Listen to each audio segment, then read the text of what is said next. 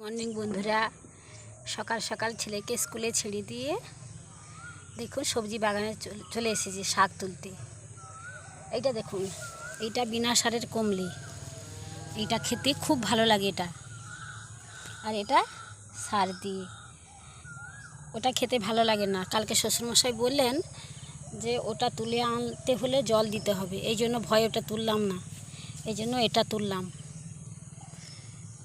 দেখুন আমাদের সবজি বাগানটা দেখুন, এই পাশে ভেন্ডি গাছ, এইখানে বেগুন গাছ, ওই সাইডে আমাদের মুগ হয়েছিল, সব তোলা হয়ে গেছে।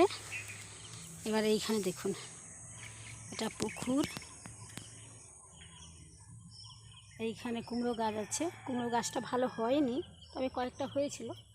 কুমড়োটা খেতে খুব ভালো, মিঠা কুমড়ো।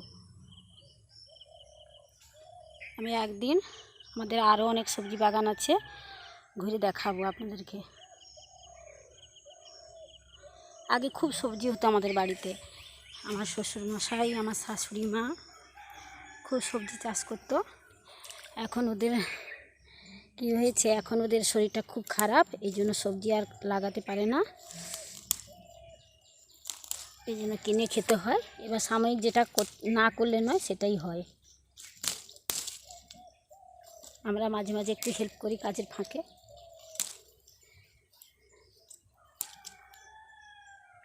এই যে তুললাম, দেখুন এই কমলিগুলো খেতে খুব ভালো লাগে। কার কার কলমি শাক খেতে ভালো লাগে একটু কমেন্ট করে জানাবেন।